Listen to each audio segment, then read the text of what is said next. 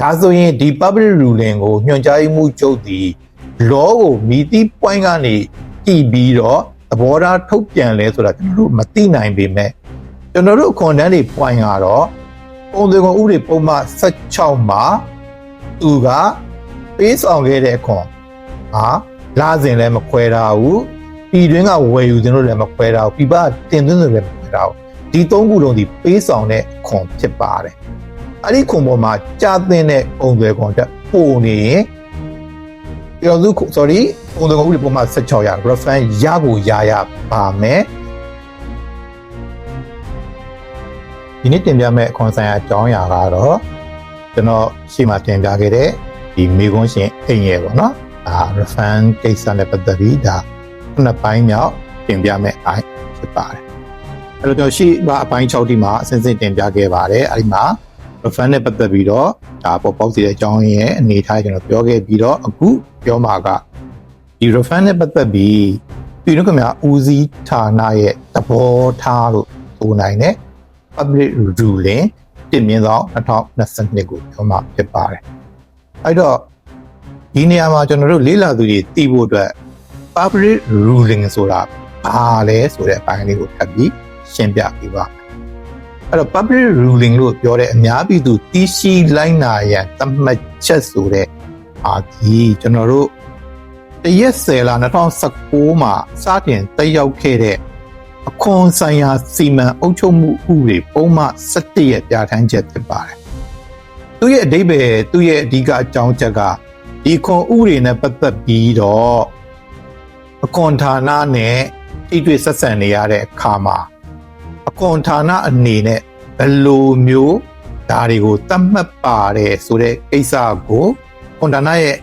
တာဝန်ရှိဆုံးညွှန်ကြားရေးမှူးချုပ်ရဲ့သဘောထားလို့ပြောရမှာနော်အဲ့ဒီသဘောထားထုတ်ပြန်ခွင့်ကိုဥပဒေကသတ်မှတ်ပေးတာပါအဲ့တော့ဥပဒေရှိနေတယ်အဲ့ဒါကိုမှညွှန်ကြားရေးမှူးချုပ်ရဲ့သဘောထားကဘာလို့ထပ်ပြီးတော့ရှိရတာလဲညွှန်ကြားရေးမှူးချုပ်ရဲ့သဘောထားကဥပဒေနဲ့မကိုက်ညီဘူးဆိုရင်ရောဥပဒေထက်ကျော်လွန်နေတယ်ဆိုရင်ရောဆိုတဲ့ဒါမေးခွန်းလေးမေးလို့ရပါတယ်အဲ့တော့ဒါပေမဲ့သူပြောချင်တာကတော့သူဥပဒေမှာရှင်းပါတယ်ညွှန်ကြားရေးမှူးချုပ်ရဲ့ဒီဥပဒေပုံမှန်ဒီအပေါ်မှာမြင်တဲ့အမြင်ကိုသဘောထားကို public ruling နဲ့ထုတ်ပြန်ခွင့်ပေးထားပါတယ်ဒါပေမဲ့အဲ့ဒီဥပဒေပုံမှန်17ရဲ့ fair ဖြစ်တဲ့ချက်ကတော့ညွှန်ကြားရေးမှူးချုပ်ကထုတ်ပြန်တယ်ဆိုတဲ့ပုံမှန်17ကာကြီးရဲ့ထုတ်ပြန်ခွင့်ကိုညွှန်ကြားရေးမှူးချုပ်ထုတ်ပြန်ပြီဆိုတော့လိုက်နာမှာဘယ်သူတွေလိုက်နာရတော့မှာလဲပြည်တို့ကများဦးစီးလာဝန်ထမ်းအားလုံးလိုက်နာရမှာအဲ့တို့ကြောင့်ပုံမှန်17ခါဝေးမှာတော့ဒီ public ruling တစ်ခုကိုပြည်တို့များဦးစီးလာဝန်ထမ်းတွေအပေါ်မှာစီးနှောင်တက်ရောက်မှုရှိရမယ်လို့ပြဋ္ဌာန်းပါအဲ့ဒီတော့ခုနကရှင်းမှာပြောခဲ့တဲ့အခွန်တန်းတွေအတွက်ကောအဲ့တော့ခွန်တန်းတွေအတွက်ကတော့သူ့ရဲ့ဒီ fair ဖြစ်တဲ့ဒီဥပဒေကပုံမှန်17ပုံမှန်ခွဲခန်းငယ်မှာအဲ့ဒီ public ruling ကတဲ့အခွန်တန်းတွေအပေါ်စီးနှောင်တက်ရောက်မှုမရှိစေရလို့ပြောတယ်အဲ့ဒါဆိုရင်ခွန်တန်းကလိုက်နာကြမလို့ဘူးလားအဲ့လိုကြီးမဟုတ်ပါဘူးဒီ public ruling ဒီညွှန်ကြားရေးမှူးချုပ်ဒီဥပဒေကိုအခြေပြုပြီးသူ့ရဲ့သဘောထားကိုပြဋ္ဌာန်းတာဖြစ်တဲ့အတွက်ကြောင့်မို့လို့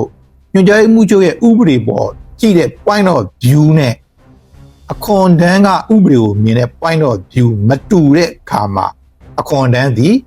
public ruling ကိုလက်မခံရင်ဘာနဲ့သွားရမလဲဆိုတော့ဥပဒေနဲ့သွားရမယ်လို့ပြောချင်တာပါနော်အဲ့တော့ public ruling ကဒါပါအဲ့တော့ public ruling လက်ခံရင်တော့ဥပဒေမှာပြဋ္ဌာန်းချက်တွေကိုညွှန်ကြားရေးမှူးချုပ်ရဲ့သဘောထားအနေနဲ့လက်ခံလို့ရပါတယ်အခွန်တန်းအနေနဲ့ကိုယ့်ရဲ့ point of view က law ကိုကြည့်တဲ့အခါမှာညွှန်ကြားရေးမှူးချုပ်ရဲ့ point of view နဲ့မတူဘူးဆိုရင်တော့ဥပဒေတိုင်းပါလို့ရပါတယ်ဒါဆိုရင်ကိစ္စတစ်ရက်ကိုဒီ public ruling အရအခွန်ဝန်ထမ်းတွေကတော့ဆောင်ရွက်မှာဒါပေမဲ့အခွန်တန်းကတော့ဒါကိုလက်မခံရင်တော့သူ့ရဲ့ဆောင်ရွက်ရမယ်အစဉ်အဆက်သောဥပဒေပါအခွင့်အရေးတွေကိုဆက်လက်ပြီးဆောင်ရွက်ရမှာဖြစ်ပါတယ်โอเคအဲ့ဒါဆိုရင်ကျွန်တော် public ruling ကြောင့်သိပြီဆိုတော့ဒီ refund နဲ့ပတ်သက်ပြီးကျွန်တော်တို့အခု9ရက်10လ2022မှာပြည်တော်များဦးစီးဌာနထုတ်ထားတဲ့ခုနကပြောခဲ့တဲ့ public ruling တင်မြင့်ဆောင်2022ဆိုတာရှိပါတယ်အဲ့တော့အဲ့ဒီ2022မှာကတော့သူကဒီသက်ဆိုင်တဲ့အကြောင်းအရာတွေကိုပြောတယ်နောက်တစ်ခါသူဥပဒေဒီ refund ပုံမှန်43ကိုညွှန်းတယ်ပြီးတော့မှပြန်အန်းငွေတောင်းပန် တောင်းခံပိုင်ခွင့်ရှိတဲ့အခြေအနေနောက်ပြန်ငွေထုတ်ပေးမဲ့အစီအစဉ်နောက်တစ်ခုကတော့ပြန်ငွေအတွက်ကြိုတင်ခွန်အားတွက်ချက်ခြင်းအတွက်သူ့ရဲ့ပြန်ငွေရဲ့ပုံမှန်မှာ43မှာဒီလာမဲ့12လကာလအတွက်ကြိုတင်ခွန်လို့သတ်မှတ်ပြီးတော့မှထပ်ပို့သေးရင် refund ထုတ်ပေးမယ်လို့ပြောတာဖြစ်တဲ့ကြောင့်မို့ပြန်ငွေရဲ့သတ်မှတ်ခြင်းဆိုတဲ့ဟာနဲ့အကျိုးသက်ရောက်ခြင်းအဲ့တော့အကျိုးသက်ရောက်ခြင်းကတော့ကျွန်တော်တို့ဒီ public ruling ဒီ22 23ဘဏ္ဍာရေးနှစ်ကစပြီးပြောတယ်ကျွန်တော်ဒီမှာကုန်သွယ်ကုန် refund ကိုပြောနေရင် public ruling ကိုအဓိကပြောရတဲ့အကြောင်းရင်းကအခု public ruling မှာပြန်အငွေတောင်းခံပိုင်ခွင့်ရှိတဲ့အခြေအနေဆိုတဲ့အပိုက်9မှာနော်ပိုက်9ရပိုက်ခွဲခါခွေးမှာကုန်သွယ်ကုန်ဖြစ်ပါကဆိုပြီးပိုက်ခွဲခါခွေးရဲ့ပိုက်ခွဲငယ်1မှာပြပပို့ကုန် export လုပ်ငန်းတွေအတွက်ဆိုရင်တဲ့လာစဉ်ပေးခဲ့တဲ့ကုန်သွယ်ခွန်အဲ့ဒီ export လုပ်မဲ့ပစ္စည်းကိုပြပကတင်သွင်းလာတဲ့ဆိုရင်လေပြပကတင်သွင်းချိန်မှာပေးခဲ့ရတဲ့စိတ် customer ပေးခဲ့တဲ့ကုန်သွယ်ခွန်ပြည်တွင်းမှာဝယ်တယ်ဆိုရင်လေပြည်တွင်းမှာရောင်းချသူကိုပေးရတဲ့ကုန်သွယ်ခွန်เนาะအဲ့ဒါတွေကကြားသိခွန်တဲ့ပို့နေသူက refund ပြန်ပေးမယ်တဲ့ပိုက်တင်မှာပိုက်ရောငယ်တင်ပေါ့နော်အဲ့တော့သူပြောတဲ့ဒီဟာပြပပို့တဲ့ export only section ကိုပြောပါတယ်အဲ့တော့ပြပပို့တဲ့ဆိုတဲ့ဟာဒီကုန်သွယ်ကုန်ကြာတာကုန်သွယ်ကုန်ဥပဒေကမကြသင့်ပါဘူးကျွန်တော်ရှေ့ post မှာပြောဥပါတယ်ပြည်တော်စုခွန်ကောက်ဥပဒေပုံမှ18ရာကြာတာကုန်သွယ်ကုန်ကြာတာထုတ်လုပ်တင်သွင်းကုန်သွယ်ဝန်ဆောင်ပဲရှိပါတယ်ဒီ export မကြပါဘူးဒါဆိုရင်သူ့ရဲ့ export ကြတယ်ဆိုတဲ့ဟာဒီခုနကပြောခဲ့တဲ့ပြည်တော်စုခွန်ကောက်ဥပဒေကကြတယ်ဒါဆိုရင် export မှာတော့ပြန်ပေးမယ်တဲ့ပြီးတော့မှပိုက်ခွင့်ငယ်2ရောက်တော့အခြားလုပ်ငန်းများဖြစ်ပါကကုန်သွယ်ကုန်ဥပဒေပုံမှ12ရာလစဉ်ပေးဆောင်သည့်ကုန်သွယ်ကုန်သည်စီးကျက်မှုရပို့နေပြန်ပေးမယ်ဆိုတော့ကုန်သွယ်ကုန်ကျွန်တော်တို့ပေးဆောင်တဲ့အပိုင်းမှာ3ပိုင်းရှိတယ်။ဒီမှာလည်းပြောခဲ့ပူပါတယ်။လစဉ်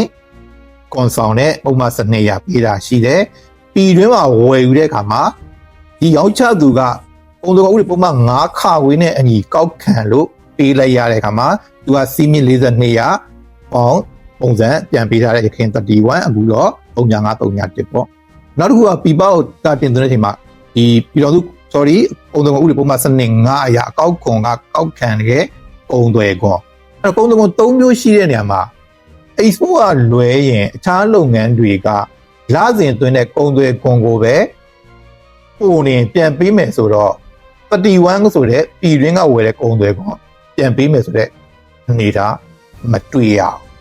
เนาะနောက်တစ်ခါပြပကတင်သွင်းခြင်းမှာပေးခဲ့တဲ့ကုန်သွယ်ကုန်ပို့နေရင်ဆိုတဲ့အနေထားမတွေ့ရအောင်ဒါဆိုရင်ဒီ public ruling ကိုညွှန်ကြားမှုချုပ်သည်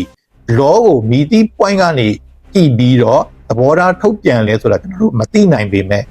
ကျွန်တော်တို့ content တွေ point ကတော့ကုန်သွယ်ကုန်ဥပဒေပုံမှ16မှာသူကပေးဆောင်ခဲ့တဲ့အခွန်ဟာလာစဉ်လည်းမခွဲထားဘူးပြည်တွင်းကဝယ်ယူခြင်းလို့လည်းမခွဲထားဘူးပြပတင်သွင်းလို့လည်းမခွဲထားဘူးဒီ3ခုလုံးဒီပေးဆောင်တဲ့ခွန်ဖြစ်ပါတယ်အဲ့ဒီခွန်ပေါ်မှာကြာသင့်တဲ့ကုန်သွယ်ခွန်တက်ပို့နေရင်ပြည်တော်စု sorry ကုန်သွယ်ခွန်ဥပဒေပုံမှ16ရာ refund ရဖို့ရပါမယ်အဲ့တော့အခုပြောတဲ့ public ruling ဒီအခွန်ဝန်ထမ်းတွေပဲစီးနှောင်တက်ရောက်ပြီးအခွန်တန်းတွေပေါ်တက်ရောက်ခြင်းမဟုတ်တဲ့အတွက်ကြောင့်မို့လို့ဒီနေရာမှာအခွန်တန်းဒီခုနကပြောခဲ့တဲ့ public ruling ရအခွန်ရုံးကပြောလာခဲ့ရင်ဥပဒေအရတက်ပြီးတော့ refund တောင်းခွင့်ရှိပါတယ်အဲ့တော့ဥပဒေ refund တောင်းခွင့်နဲ့ဒီ public ruling ကိုမြင်နိုင်တဲ့ရှုထောင့်ကိုကျွန်တော်နောက်ထပ်အပိုင်းတစ်ခုမှာထပ်ပြီးတော့တင်ပြပါဦးမယ်